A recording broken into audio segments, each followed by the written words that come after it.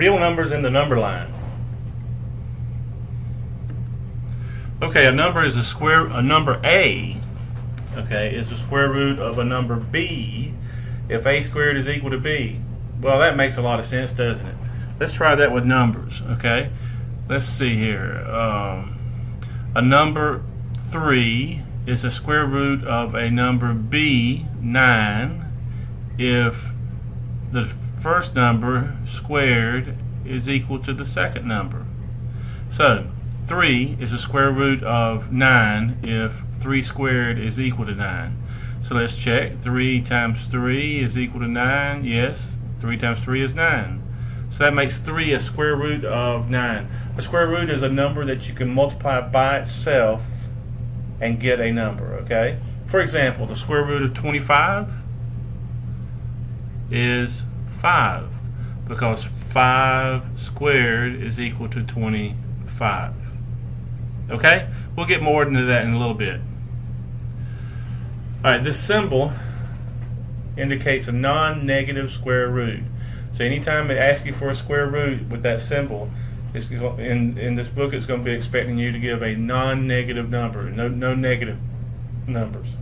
That symbol is called a radical. Okay? And the expression inside the radical is called the radicand. Let's look at it, okay? The expression above is read as the square root of 16. This is the radical, okay? And this is the radicand. The 16 is the radicand.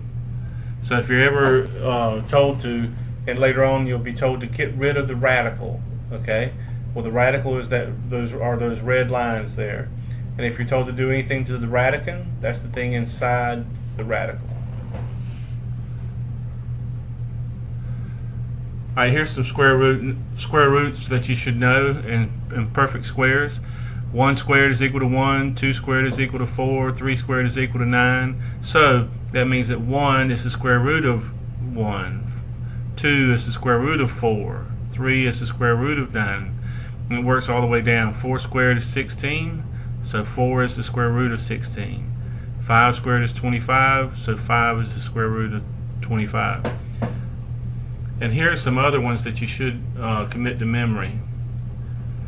Okay, all the way through 12 you should know, because if you know these 12, it'll help you out tremendously whenever you're working problems, okay? 7 squared is 49, so 7 is the square root of 49.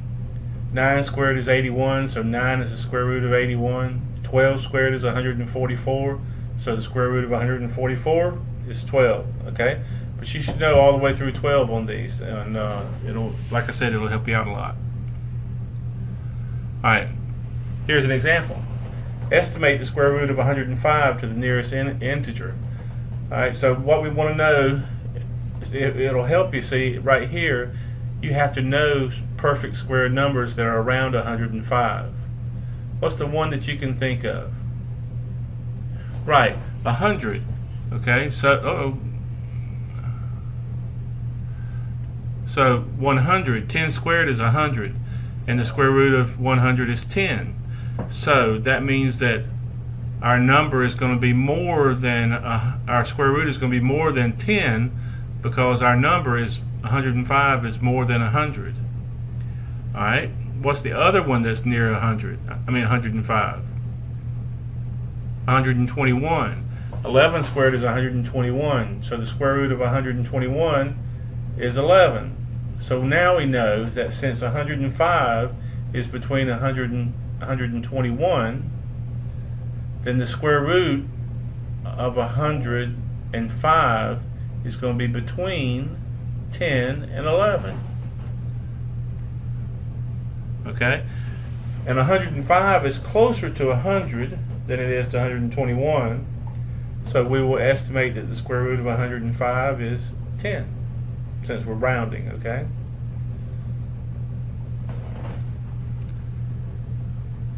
Alright, your turn. Estimate the square root of 77. Find the perfect squares that are near 77, and then estimate it based on that. Pause the video, do your best, and then get back with me and we'll see how you did. Alright, so we've got estimate the square root of 77. The square roots marker. The perfect square numbers that are around 77 are 81 and 64, and we put 77 in the middle. Okay, the square root of 64 is 8. The square root of 81 is 9. Okay, so 77 is in between. Which one is it closer to? Well, it's 13 away from 64, and it's 4 away from 81, so it's closer to 81. So that means we're going to estimate the square root to be 9. Did you get that? Boy, I hope you did. Okay, good job. The types of numbers. There are natural numbers.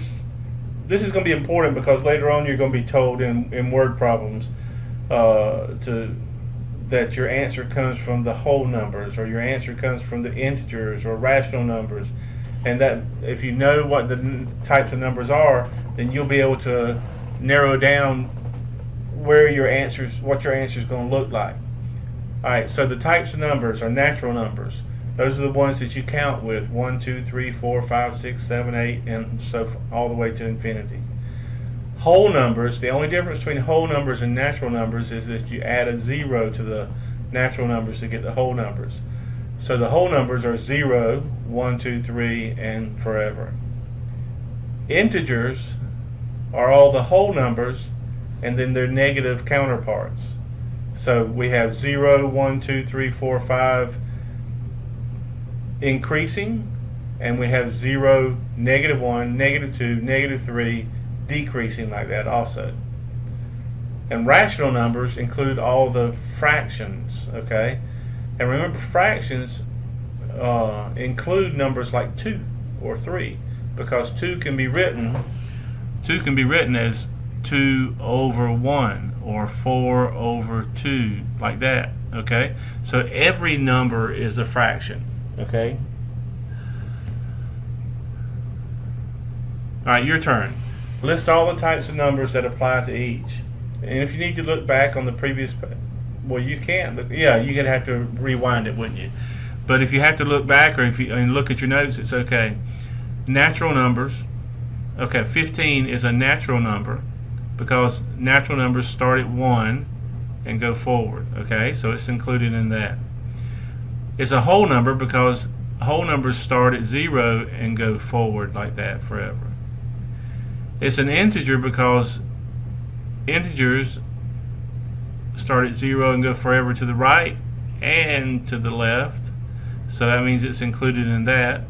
And it's a rational number because rational numbers again start at 0 and go in both directions, okay, and are fractions. And you can write 15 as 15 over 1, and that makes it a fraction.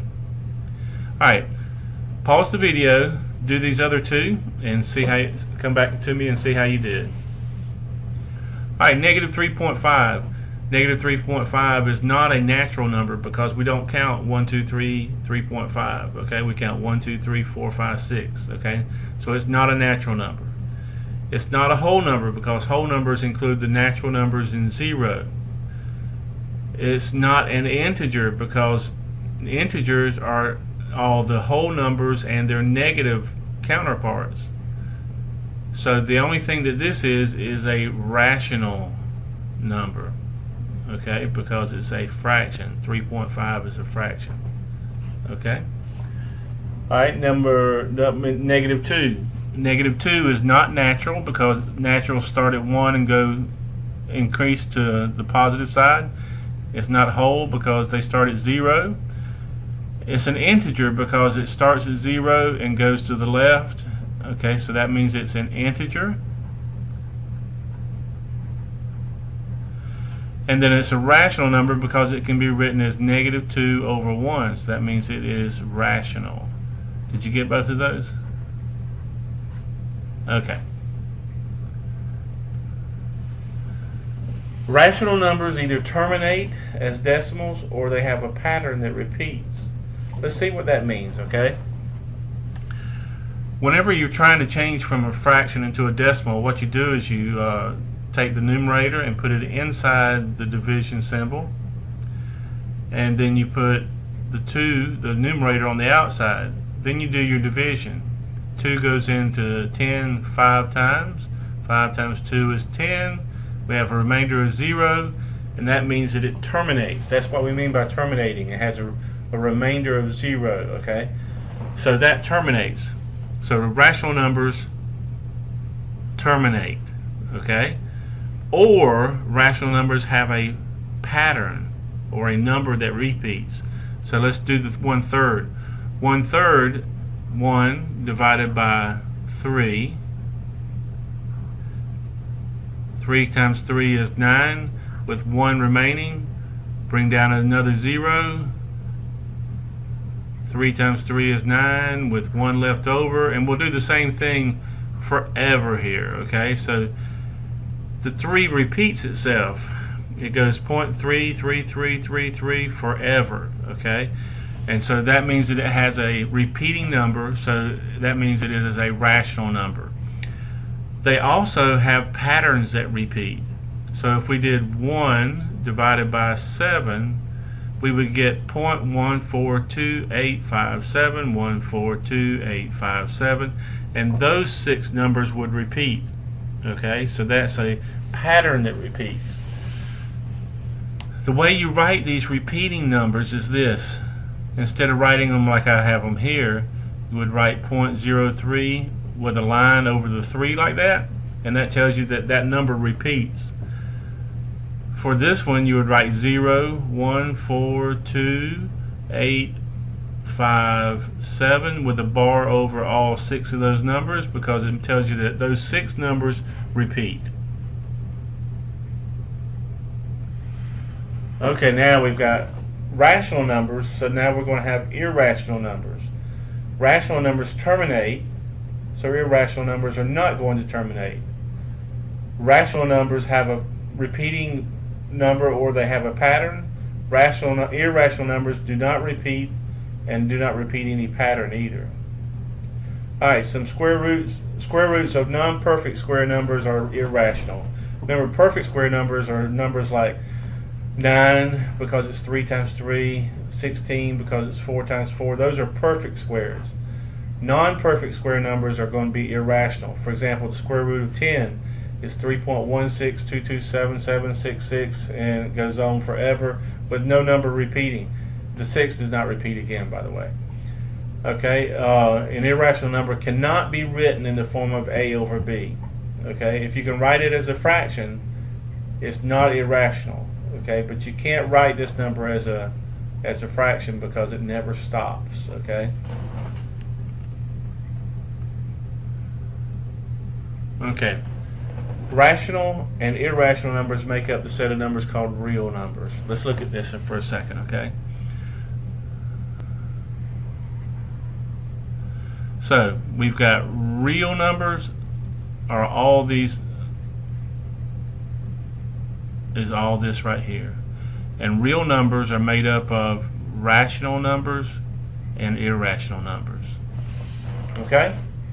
So we've got rational numbers and irrational numbers, and they make up the set of all numbers, which are called real numbers. At a later date, you'll learn about imaginary numbers. Okay? Imaginary numbers at some point in the future. Alright, an inequality is a mathematical sentence that compares the values of two expressions using an inequality symbol. You're probably familiar with these. Inequality symbols are greater than, less than, greater than or equal to, or less than or equal to. When you are comparing numbers, it's wise to put them in the same format.